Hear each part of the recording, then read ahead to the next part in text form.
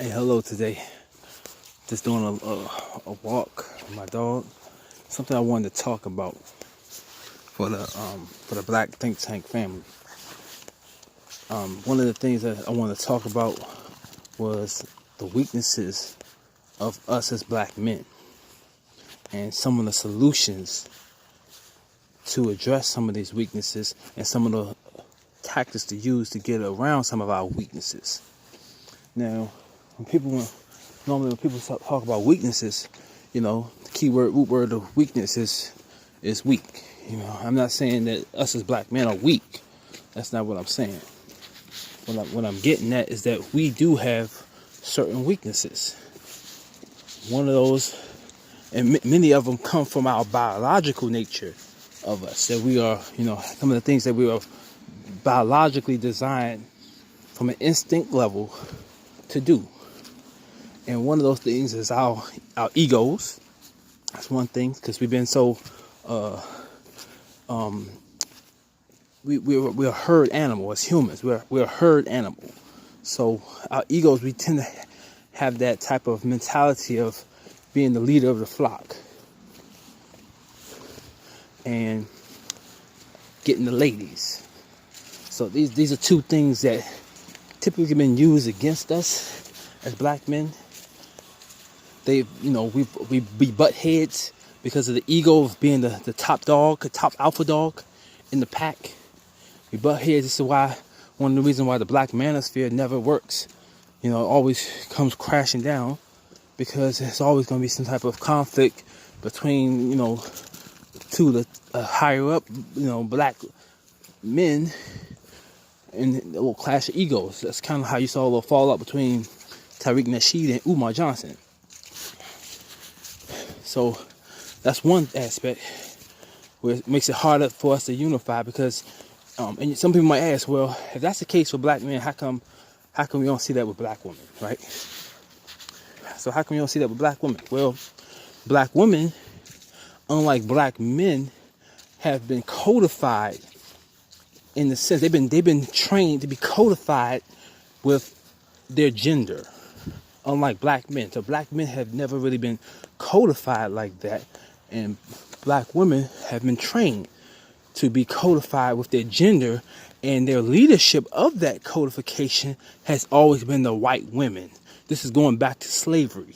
This is why you had people like Sojourner Truth talking about women should be able to have the right to vote, but not black men shouldn't have the right to vote. See, black women, even going back to slavery, were always been trained to be women first, gender first, race second. This is generally speaking. Not all black women are like that, of course, but we're talking about the general conditioning that was done to us as black people, and specifically our black women. So black women always had the leadership going with the white feminists, and which they think were allies of them, but they've pretty much been used as the guard dogs of white feminists, racist white supremacist feminists. So that's why you still see certain conflicts, but at the end of the day, what white mommy says goes. You understand? When it comes to black women. That's why on the smaller level, you might have some conflicts here and there with some of the YouTubers here and there, but most of the time they're still on the same page, on the same code of might be a form of anti-black male misandry, for example. They'll still stay unified on that, even if some of them might not agree. They know to stay silent. They won't talk about it. They won't talk about that individual, and they understand this. But for us black men, we never had any type of codified training from our white male masters that oversee us in our white supremacist society. There's never been those type of alliances between black men and white men on that type of level, on some type of gender unification. Never really been that. So that's why you don't quite see that with black women, that same level of conflict like you do with the black men. This is exactly what leads to the downfall of the black manosphere, as we call it, here on YouTube, and in the pro-black circles as well. Because the thing is that each of these black people, in order for the black men to synchronize together, they all have to have their own lane. And for early period, like in this new wave of black pro-blackness, we saw that like for example Umar, he was in that lane of the education, so he was in that lane. And then you had Tariq Nasheed, he was in the lane of the Mackin and some of that stuff like that, you know. But then you know, their lanes they was at the top of their lane. He was the top car in the lane. But then those lanes eventually tend to start merging into each other, and only one can be on top. Only one can be up front. Only one car can be up front at the top of the pack, and that kind of could rub some of them the wrong way, and the egos kind of get exploited by certain people to go against one another, as you saw with Umar and Tariq, by certain individuals. So that's stuff that's always going to happen. And some people use that opportunity of leadership to kind of show out as a boost of their own ego. To show out, because that's a little compensation mechanism sometimes to kind of like vent certain frustrations you have, like as a black male in our society. You know, as a black male, we kind of overly oppressed, and sometimes you just need to vent, and sometimes you need to show your stand, you know, your level of ego to other black men, and that kind of leads to conflicts as well. So that's a big problem, and you see that heavily with the black manosphere. But another problem, another weakness of black men, again, biological. We go after women. We, like I say, the hunter and the prey. We not saying that women are, you know, some type of prey or anything to be, you know, slaying or anything, but I'm using that analogy. The men tend to go after the women, and that's programmed into us. I mean, yeah, you got some people who might be like asexual or homosexual. That's an exception to the rule. We're not talking about that. We're talking about the rule itself. And the men will, with that biological need of attracting women and appealing to women and getting women, that oftentimes can be exploited. Because now, when a woman comes into your circle, you will let down your guard. Whereas another man into your circle, you might have your guard still up. The woman can enter your circle, and I like to use the concept of like an avenue, like I'm from DC, so DC we have the straight lines for the streets, and we have the avenues that come in at an angle. And a lot of times, the black women can come into our circles even at an angle, and they could bring all the other stuff behind them, coming right on into the inner circle. That's why you see like LGBTism promoted into black America, and that's usually handled through black women. Are the ones that are used to introduce those things into black society, especially through the children, because a lot of black children are raised by single black mothers. So you can introduce anything, especially when, like, say, their leadership, they've been codified with a leadership of white women feminists. So when the white woman feminist tells them, hey, we gotta start introducing LGBTism into these schools. Hey, that toxic masculinity, the masculine men, that's toxic. Those toxic black masculine. We gotta eliminate that with the Issa Rays and stuff like that, And then here you go, you raising your son to be a homosexual. That was in that book by T.C. Ryder's. One of the figures in that book by her. He was a transgender, a trans woman, whatever you want to call it, a black trans woman, and he explained how his mother raised him to be a transgender, so he could fit in with his sisters and make money out there. You know, that's stuff that's real. So, and the thing is, that's the reason why. One of the reasons why, me personally, I'm against the whole age-old concept of, you know, the black man be able to, you know, just, you should be able to have your wife take care of the kids and you go off to a whole nother side of the country somewhere to work and make the money. No. It takes two parents to raise these black children, especially in our society today, because black women can easily be influenced by outside forces to manipulate the children. But that's besides the point here. The black woman being one of your weaknesses is getting women as a man. That's part of being a man. And the women that come into your circle now with your guard down, they could come in with the whole pro-black thing and flip it on you. And the thing is that when that happens, the black men's natural instinct to protect women kicks in, and you have black men who will defend other black women who are off code as well. We saw this like with the rise of Cynthia G. The rise of Cynthia G, you know, is a prime example. She got big from being one of these fans of Tariq Nasheed's channel. And I remember clearly how the fallout happened and stuff like that, because I personally tried to influence some of that myself, and I got, you know, some of the black women, even the black women that was Tariq fans, got on my case and stuff like that, and eventually led to me myself being banned from his channel. So I know that firsthand, because I was one of the early people who picked up on this anti-black male misandrist attitude of Cynthia G.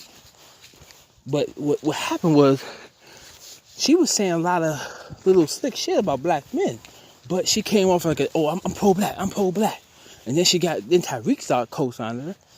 You know, Tariq kind of co-signed her early on, and from that, other black men that was, you know, followers of Tariq started to check her out and stuff like that. I was one of them. You know what I'm saying? I never heard of her before, and so I started checking her out. And from that, I started noticing, I'm like, wait, hold up. She sounds like a black feminist. She sounds like this. She's saying the same stuff as the feminist Jones and the Negro bear wenches and stuff like that. And that brings me to another thing. Like, that's one of the things I give Tariq a lot of props for. He's a brilliant tactician, though. But that whole Negro bear wench terminology, yeah, he didn't create it. The Negro bear wench and the coon terminology, he didn't create those terminologies, but he kind of made it mainstream in our society. Those were kind of things that in the modern time and in the recent times, we've kind of been able to exclude some of them groups. It's sort of like the whole concept of the Foundation of Black American ADOS type of thing, where from the immigrant blacks, it's kind of a way of identifying certain things, so you can exclude certain things and shit. And that Negro bear wench term, man, that came along and that excluded a lot of anti-black agents, white supremacists in blackface. So alongside the coon terminology. Because before then, we really have a term for all these people other than like Toms and something like that. And a lot of times we didn't call like the black women Toms and stuff like that too. So, hey, look at my dog. Go over here. But that came along. Tariq made that mainstream, and man, a lot of them black feminists fell off after that shit. But Cynthia G is a good example of how they was able to cleverly re-enter the black, the pro-black circles, even though they saying the same exact things as a Negro bear witch. So come over here. So they was able to, and the way she did it, that's what she did. And it's very clever too. It's very clever with the Cynthia G. Even though I might see Cynthia G as a threat to us as black people, I still gotta give her props for her some of the tactical genius that she had there, because she was real clever with the shit. She entered the black America in the pro-black society. She hit the pro-black society, by getting good with Tariq. Once because he's like a black leader. Once he co-signed her, she was able to enter the circles. And then, the other black men, since black men they like seeing these pro-black women and stuff like that, they kind of like that, you know what I'm saying? You got a black woman who's all down, you know what I'm saying? Black men kind of drop their shields on that. So she got good and all these other black men, because Tyreek co-signed on her, she talking this pro-black stuff. And then once she gets good, she flips the script, talking the old anti-black male misandrist, the Negro Bedouins talk, talking points and stuff like that, the black feminist talking points. She started talking all of that stuff. And now, by that point, it's too late to check her. Because Tyreek had a fallout with her, right? And even though Tyreek had a fallout with the girl, you still had Negroes out here, the black men, defending the girl. That's what eventually led to me getting banned on this channel. Of course, you had the black women who want to stand behind her. Because remember, I told you, black women, generally speaking, are codified to be gender first, race second. So they women first, race second. So they're going to be codified and stick up for the other women, even if that other woman might be off code. And that's why a lot of black women, those who we outed as black Negro Bedouins and stuff like that, they was able to come back into the pro-black community through the avenue of Cynthia G. You go to her channel, they were talking all sorts of shit about Tyreek. They was talking all mad type of shit. And I was one of them people who got Sarah from the Ism Radio. I was on her when she was on that little app and had that fallout. I was like, hey yo, tell us what Cynthia G says. Tell us what Cynthia G says. And eventually,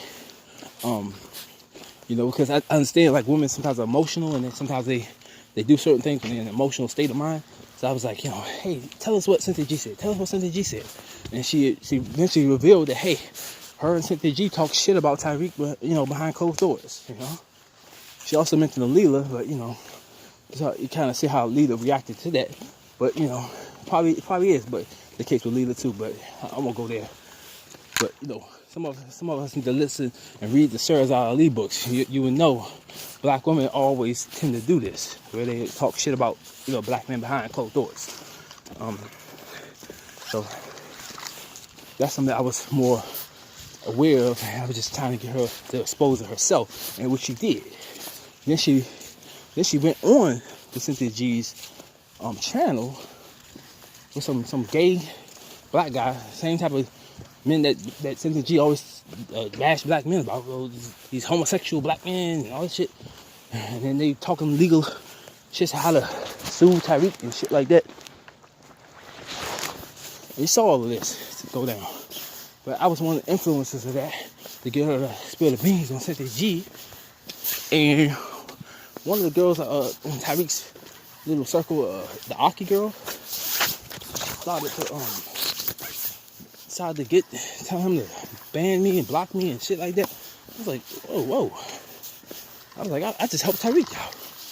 But that's where I kind of got my wake-up call. They stick on code, even for other black women who are off code. So that was one of my early experiences of that. And then the clever thing was with Cynthia G was when she got in, it became like cancer. It was hard to get rid of. You might scrape it out and cut it out, and that shit go right back. It was like cancer. And thing was, the terminology that Tyreek came up with the whole Negro Bedouin and the black feminist shit and stuff like that, you couldn't use that on her anymore. Because now, whenever you say, hey, Cynthia G, you're a black feminist. You're a black feminist. She'll say, hey, I'm not a feminist. I'm not a feminist. Whereas most black women would be like, yeah, I'm a feminist. I'm a black feminist. She would say, no, I'm not a feminist. And now what your talking point, now what your counterpoints is now. So she just countered your whole argument right there just by saying she's not from the same tactic that white supremacists use. Like, hey, I'm not racist. But you just called this black man nigger. But what? I'm not racist. Same damn tactic. I got black friends. I'm not racist. I'm not a black feminist. I'm not a feminist. She did the same damn tactic. And here's the kicker though with all of this. The black men really couldn't check her. The black men couldn't check Cynthia G. Because again, Cynthia G, she's an attractive woman. And a lot of black men couldn't get past that. I start seeing her on these pro-black panels and shit. Like, I'm seeing her on panel with Boyce Watkins and shit like that. I'm like hold up. And then she'll go out and say outlandish, false propaganda shit. You know, she'll say shit like black men have never done anything to contribute to black America. She'll say some shit like that. Or black men have never done anything to help eliminate white supremacy. She'll say this thing, right? And I'm like, dude, she's on a panel with a couple of black men and a couple of black women, and the black men ain't really checking. They kind of mumbling at the mouth. Mumbling here, talking like you just saw Boyce Watkins. She turned him into Kanye West. He was out there just mumbling. I'm like, what the hell is he saying? Like, what the fuck is he saying? Can none of y'all logically counter what she just said here? And y'all supposed to be like the smart pro-black people and shit. Like, hold up. And it took the sisters on the panel. The sisters, the black women on the panel. One of them kind of like a black Asian. Like, what's the chick that used to be good with Professor Griff? I forgot her name. But remember, she checked Cynthia G in this shit. I'm like, whoa. It took a black woman to check her. And then when you think about it, it took a black woman to take down Cynthia G, to take her out. It took a black woman to take her out. It took a black woman to check her.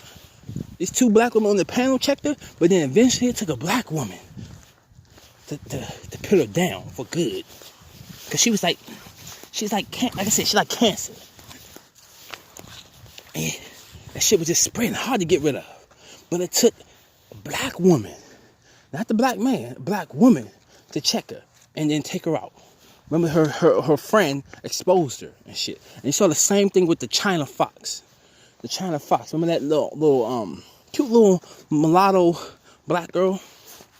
You know, she was talking that pro-black shit at first too. I'm not quite sure who it was that eventually exposed her, but she started talking that anti-black male misandrist shit too. And you know, a lot of them do that to get, you know, attention and fame from other black women, because you know black women like that, and black men never really check these black women on that. But somebody eventually exposed her as being a Negro bed witch. That kind of led to her fallout. So you know, you saw with that. Now, the thing is, what I learned from this is the importance and the significant power that black women have over the influences of black America, and especially black men. So one of the tactics that I came up with, and it's not something like I'm saying I'm a very much creator of this, but it's something I picked up from the white supremacists. Like Neely Fuller, he always say that, you know, the white supremacists, they were one of the smartest people in the world. They're the smartest people in the world, the most brilliant tacticians in the world, the white supremacists. And what I learned was how white supremacists would use, as us black men, our weakness of these beautiful black women, our attractiveness to the beautiful black women. They would use that against us to control us and to manipulate us. One of them, what's that damn Stormfront? Yeah, that white supremacist site Stormfront. They had a post on there talking about making fake accounts using beautiful light-skinned black women. You make fake accounts on these pro-black Twitter and websites and shit, using avatars with pictures of beautiful light-skinned black women. And it was talking about how you could use that and then easily enter their circles and just tell them certain stuff and influence them and get them to do certain things that you want them to do as a white supremacist. So I'm like, you know what? That's actually pretty brilliant when you think about it, because they picked up on that for a reason. And I'm like, that's pretty brilliant. What if we did something like that? Not with the white women though, but still with the black women. What if we did that? What if we had our own black women, paid black women shields? Just like you have in white society, have the Negro shields to speak, the little Negro mouthpieces to speak the racist shit, behind a blackface like Stephen A. Smith and shit like that. What if we had black women who are on our payroll? We have some type of organization, but this takes us to being organized and stuff though. But so it's gonna be like a kind of like a down the road type of thing once we get ourselves organized. But we have certain black women on our own payroll to be our mouthpiece. We pay them to say what we want them to say. You know what I'm saying? So they'll be like sort of our shields. And so because like I said, a black woman is the only one that could check a black woman. So you can, when the white feminists are sending these black women into our circles to challenge us or to manipulate us, we can send our own black women out there to check us, to check them and stuff like that, and put them down. Over the time, we've had women like that. Yes, we had women like that, and we have women like that recently. Like, we got Sherazade Ali and Dr. Frances Cress Wilson, but those two are pretty old and, out of their prime. You need good-looking young black women with a good head on their shoulders. They gotta have a good mouthpiece to be able to, challenge one of these little anti-black male misandrous blackface shields. They gotta be able to challenge some of them. And the thing is that what's brilliant about this is that a lot of the typical tactics are used to discredit and dismiss black men talking points. They can't use that on a black woman. Like, for example, whenever we talk about certain disadvantages that black men have, they'll call us misogynists. Misogynists. They call us misogynists. They'll call us you hate black women, and you hate women, you're a black misogynist, and you're toxic black masculinity, or then sometimes they use like the Cynthia G trope, you're a homosexual. But you see, homosexual is not as stigmatized when it comes to women as it is for men. So, call this beautiful black woman a homosexual, she'll brush that shit off like nothing. Okay, so, and then keep it moving. Go right back to the damn argument.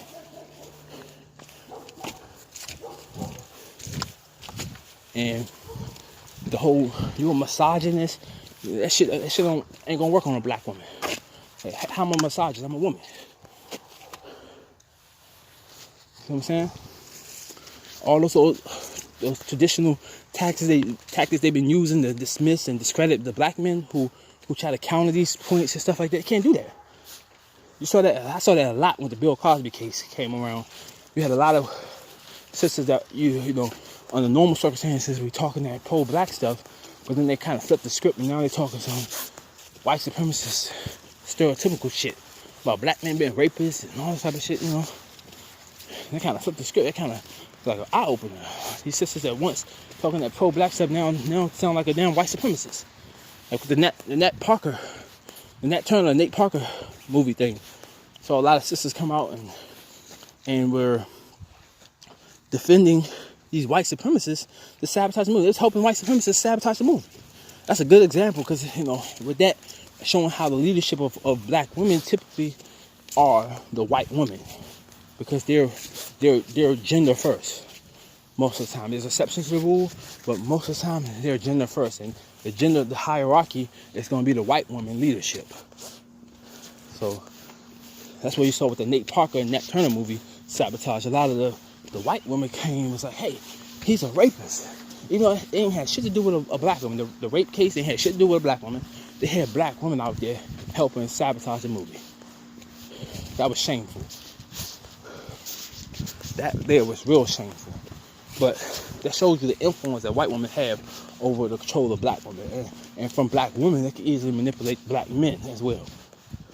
Because, like, the black women are the ones that's raising these black children most of the time. So if you have these shields, and I wouldn't have just one shield. I would have probably 3 or 4 shields, because you don't want to have like one sister out there and she's now a sitting duck. She's an easy target, because now white supremacists come to her with more money, get her to flip the script on you. Now you done lost your shield. You know what I'm saying? That's why I say it's kind of like you got the cancers, you got the Cynthia G cancers out there. They're like cancer in the body, and this tactic is sort of like chemo. There's a risk there of it being detrimental to the body, but at the same time, that damn chemo eliminates that damn cancer cell. That eliminates the damn cancer there.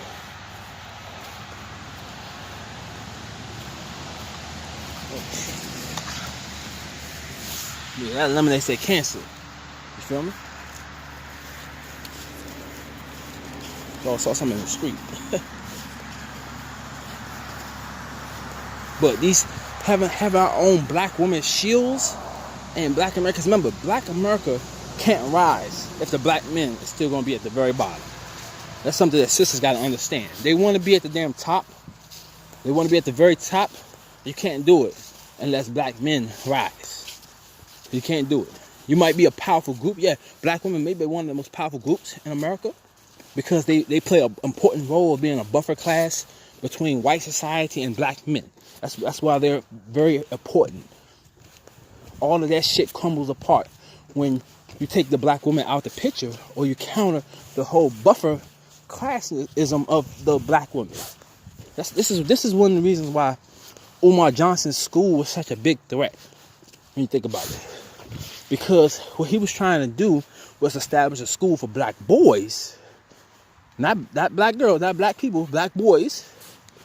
And he would have dormitories at his school to take the black children out of these households, which most black children are raised by single black mothers. And I told you, they easily influence. You're taking these black boys out of those households, placing them in a institution that can condition and develop these boys into educational, intelligent, pro-black, tactical minds and bodies. Taking the whole black woman buffer class out the whole picture altogether. That's very dangerous to white society. Having a bunch of black boys raised up into grown black men who want some pro-black, codified mentality of intelligence and tactical genius. That's very dangerous, because you didn't sidestep the whole buffer class that they developed. They developed this whole single black motherhood stuff. They developed that. They placed that on us. They did that. And you just sidestep that. That's very dangerous. That's why a lot of sisters were coming out to Umar and help sabotage this shit too. Because you kind of overshadowing their role. You're taking away from their role in our society.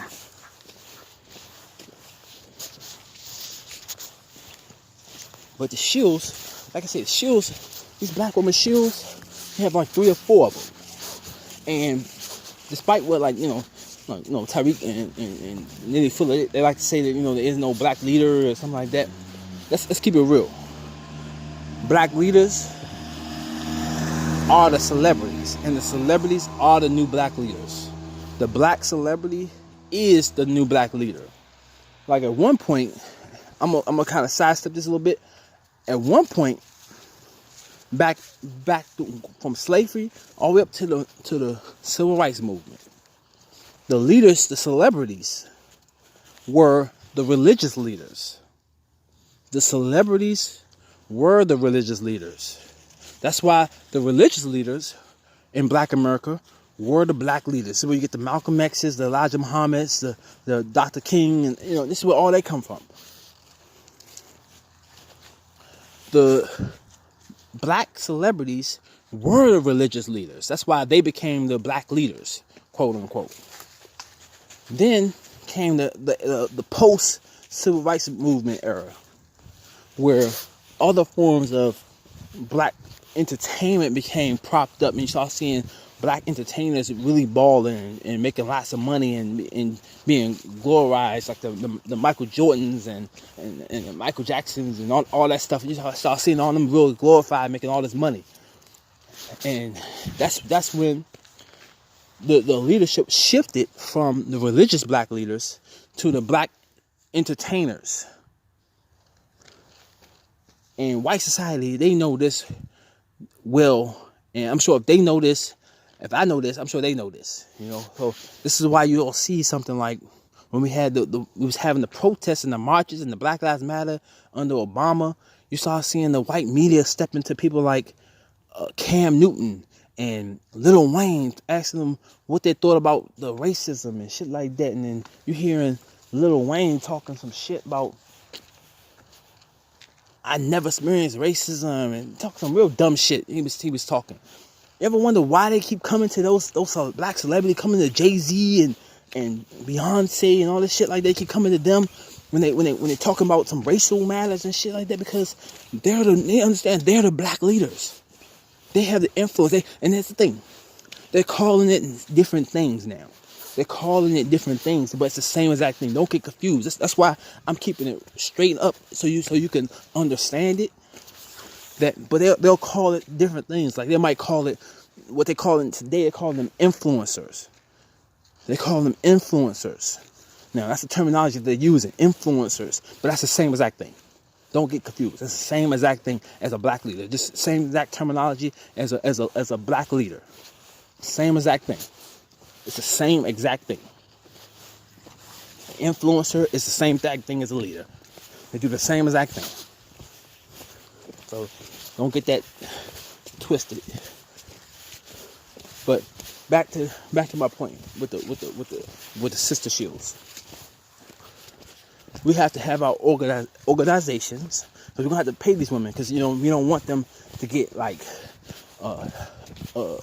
co-opted by other organizations. They gotta say what we say. Gotta have them on contract. You know what I'm saying?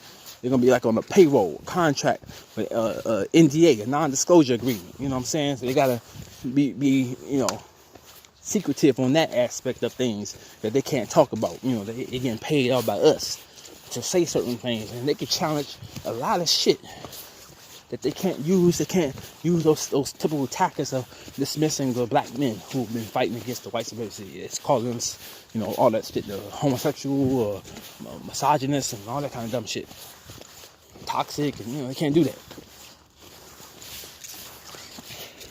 And like I say, have to have more than three or four. And you got to prop them up to celebrity status, because like I told you, the black celebrities are the black leaders. So you gotta push them up to that celebrity status where they, when they start tweeting, you gotta make that shit go viral. Same way Tyreek, like with Tyreek, he tweets this shit, that shit be going viral. You know what I'm saying? You gotta do the same thing for these shields.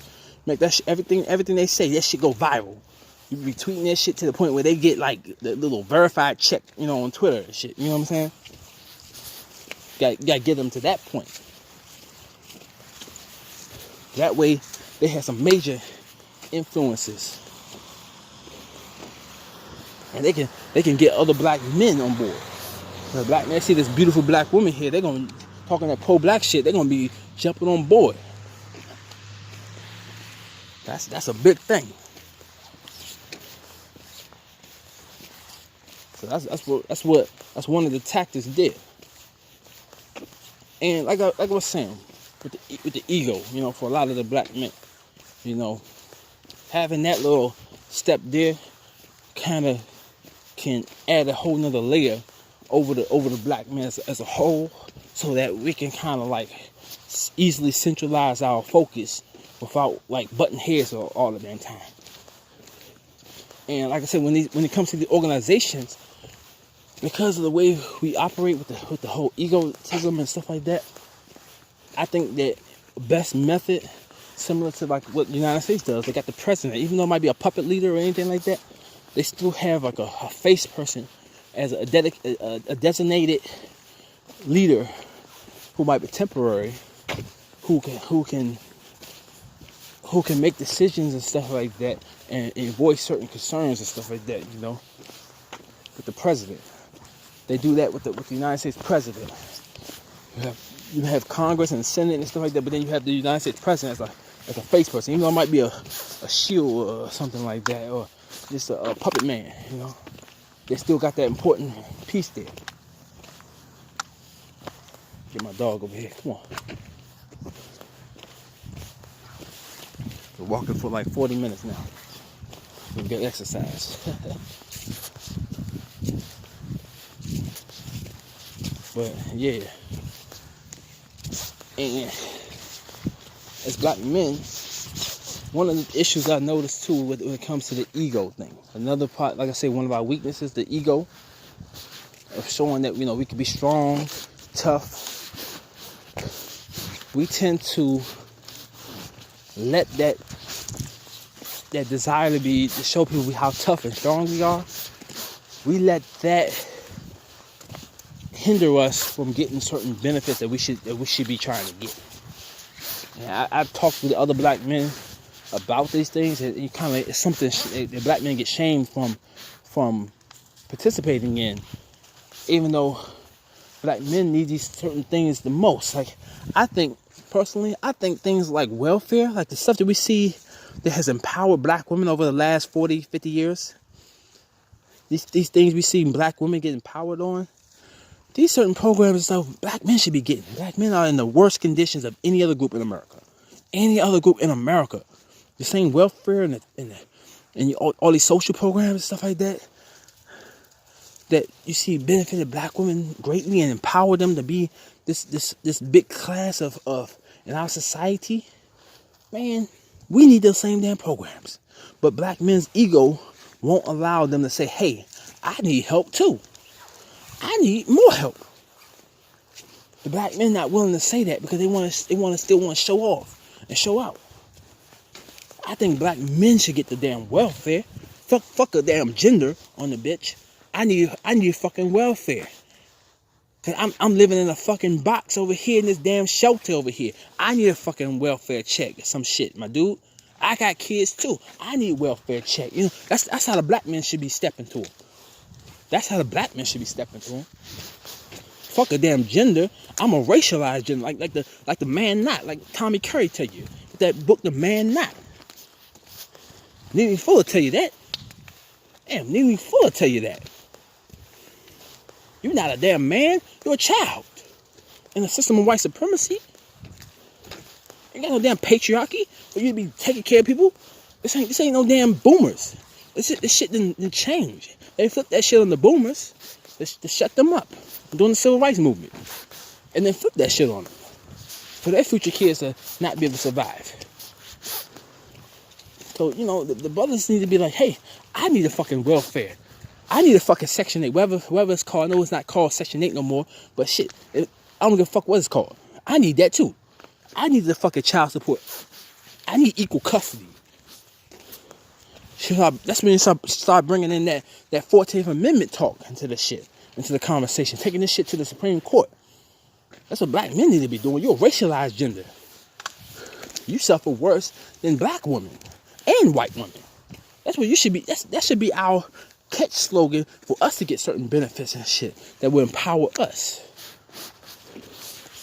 But, you know, black men, like I say, our egos be too, you know, I'm strong, I can handle this shit on my own, I can live on the street, and I'm tough like that, I can survive on the street, and the nigga be on the street, gotta sell some drugs and get caught up in the system. Nigga get caught up in the system, and now you're permanently a second-class citizen. Like Michelle Alexander's book, The New Jim Crow. You're a permanent fucking second-class citizen. Because you want to be all tough and I can be on the street and I can sell some drugs. I can handle the street life and hustle the streets. And now your ass a registered damn second-class citizen. Permanently. I can discriminate against you from the job now because you got that criminal record. You got that felony. I seen it in my own eyes. Working in fucking construction. Seen one of the brothers get escorted off the damn site. Because he did a background investigation and saw he had felony charges. I think it was felony child support. Some shit from what I heard. So the white people were bragging about the shit. Cause the brother, he kind of could pass as a Latino. He can speak Spanish and shit. He can pass as Latino. He's half white, half black. So he kind of passes Latino. So they really kind of liked him. But then they didn't know he had that background and shit. And that shit kind of backfired. And they was like, oh damn, we gotta let you go. So that's my point. There, you know. They can use that shit. You being all tough and stuff on the street, get that felony charge or get any type of criminal record. Man, they throw all the shits at you. See, I don't got no criminal record, right? And me as a black man without a criminal record, they do all sorts of shits to get rid of me. I'm non-stereotypical. I'm a non-stereotypical black man. So, they do all sorts of shit to get rid of me on the job and stuff. They can't really do the old tactics that they be trying to do, like background check. They can't do it. What they gonna do on a background check on me on? I don't got no criminal record. They can't do the whole, oh, your pants sagging, so hey, we gotta let you go. Your pants, you always walk around with your pants sagging, unprofessional. They can't do that. Get over here, boy. Dog going crazy. They can't do that with me.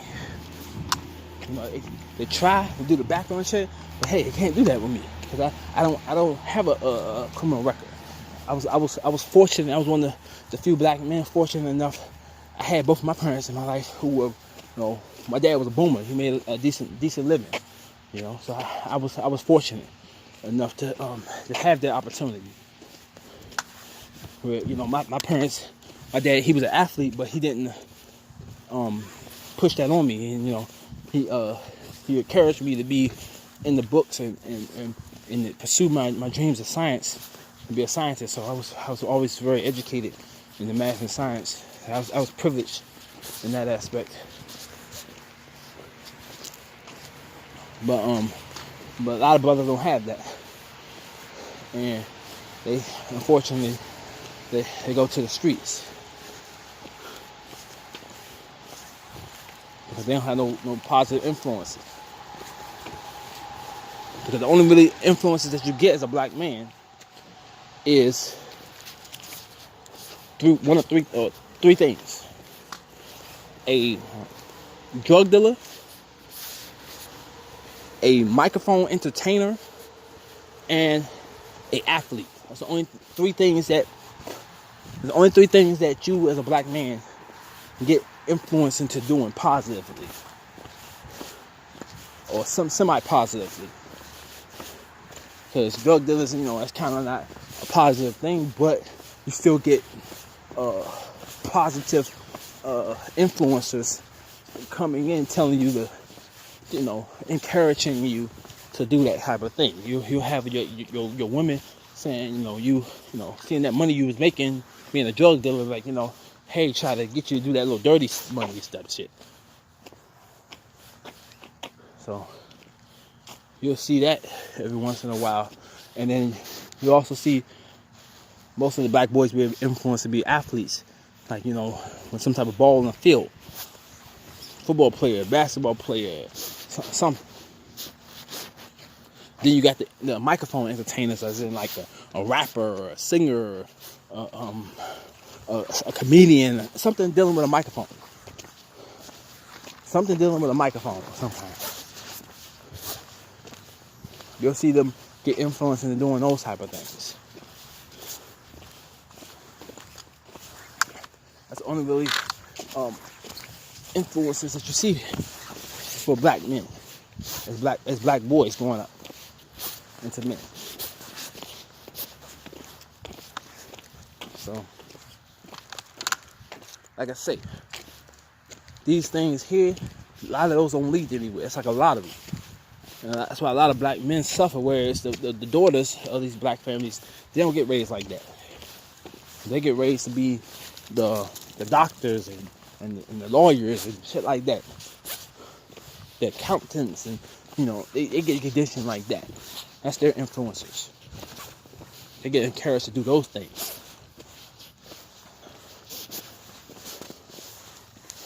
So, That's why I say, like, the black men, they need the most help.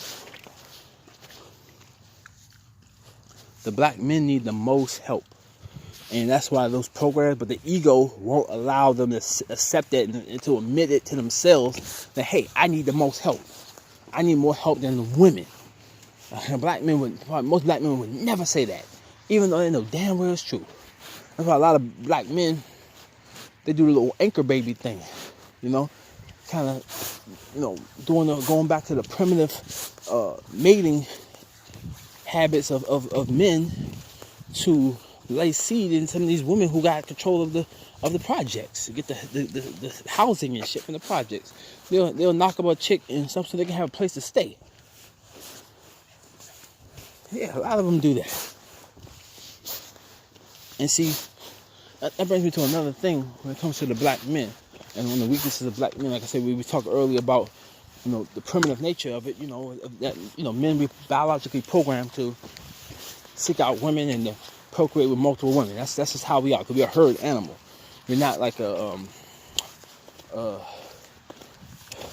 we kind of built on polygamy. Like that's kind of how we built biologically, but our cultural norms sit on top of our environment and our biological nature. Our cultural norms are what determines what things are get acceptable and what are not acceptable in our society. And in our society, being a man with a bunch of kids but both of different women, that's not socially acceptable in our culture. But here's where the problem comes in. Black people in America, black Americans, we have a subculture of our white American culture. We are a subculture within a culture. And unfortunately, our subculture has glorified and normalized that type of behavior, of back to the primitive behavior of you going out just having a bunch of women and you having a bunch of women pregnant and stuff like that, like a herd animal, like a lion in a pride. He has multiple women that he has babies with to increase the pride and stuff and increase the herd. You got this one male with a bunch of little women around with babies of his. So that same dynamic has been normalized within black American culture by the white supremacists. They have come along and have encouraged that, going back to slavery. We had the breeding farms, the breeding plantations, They had the breeding plantations where they would have these men, the alpha males, mate with as many of these women as possible, producing lots of little slaves, little babies. And that same culture has been normalized, because at one point that kind of thing became a stigma against that type of thing. But then once it came back again during the 60s when they introduced the welfare state. Again, these are intentional programs designed and initiated by the white supremacists on black society. They introduced the welfare state, and they did it differently from the white welfare state, because white women on welfare too. They did it differently because they enforced the whole single parenthood shit on black society, where they kind of made maneuvers and shit to get around doing that for the white women. And you saw seeing like the rappers and stuff. All these people start glorizing and they start promoting that more and more. That's why you see like people like Future, the rapper Future, with like a bunch of different baby mamas and shit like that. And it's like a positive thing, a baby mama, and it kind of made that into a positive thing with the rappers and shit like that. So that kind of the behavior been normalized in black America. So that's kind of countered the whole cultural influence of the main culture of white society, where that's not considered acceptable behavior. But then they just made it acceptable in black society alone by making a black culture and degenerate black culture, and glorizing it. So that's one of the things there. As you can see, black men have now turned to that and a lot of ways of pretty much getting a place to stay by knocking up some chicks so they can get that Section 8 housing and shit and try to stay on the low for some of these ladies in the hood. Unfortunately. That's why I say the black men need to get that same welfare, the same equal custody, the child support, all of those same social programs that the black women get and women in general get. The black men need to get that same exact thing. And that's what black men need to start pushing for, so that black men as a whole can start rising up. They can't use that gender patriarchy nonsense talk on us anymore. Can't use that on us anymore. Once we start establishing a narrative that we are just as much victims and powerless in our society as black women are, or any other woman. We're not patriarchies. As Tommy Curry says with the Man Not book, we're not patriarchs. We're just as much a victim, if not more of a victim, of any other group. I might get what?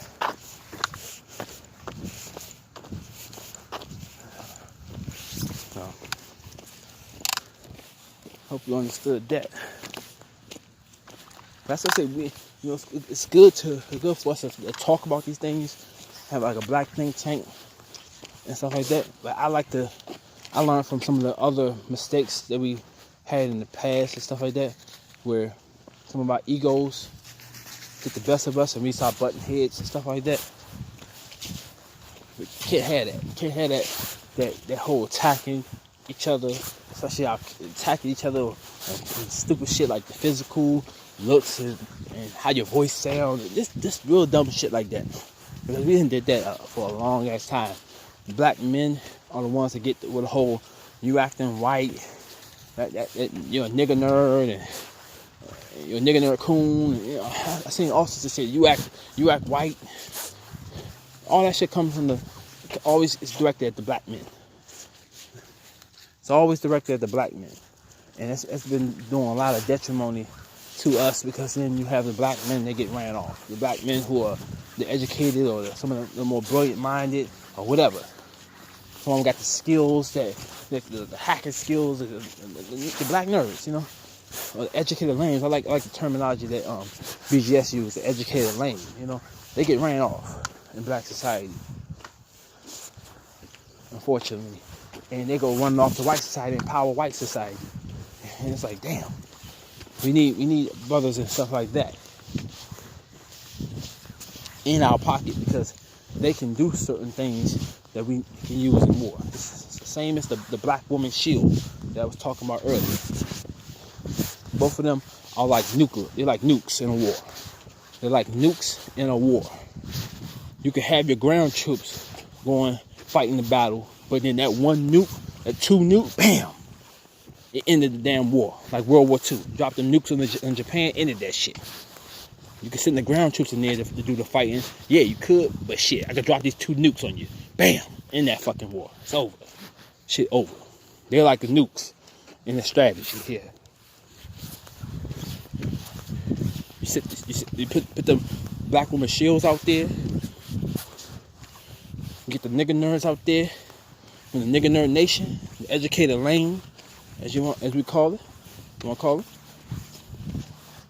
Either or, nigger nerd nation or educated lane. I kind of like the nigger nerd nation after a while. Took that little stigma and kind of flipped it, you know what I'm saying? But yeah, we use those two parts of our society, man. We'd be a big danger to white supremacist society. We can destroy this shit, this system. But unfortunately, a lot of brothers and sisters don't want to destroy the system. Scared of the system. Scared of taking down that system. What's going to be the aftermath?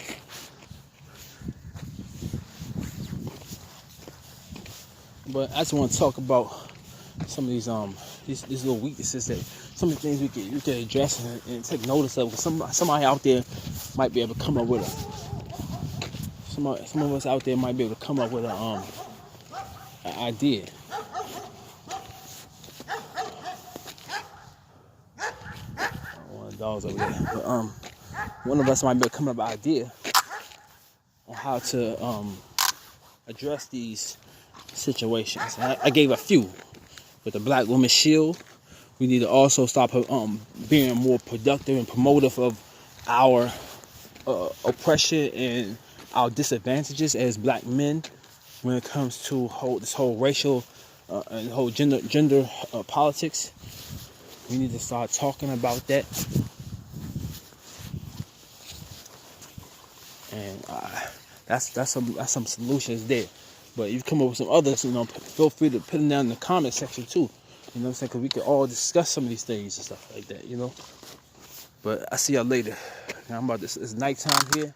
Out here in DC, it's like 4 o'clock in the morning, 3 o'clock in the morning. Going for a walk and shit out here in my neighborhood. But yeah, I'll see y'all next time.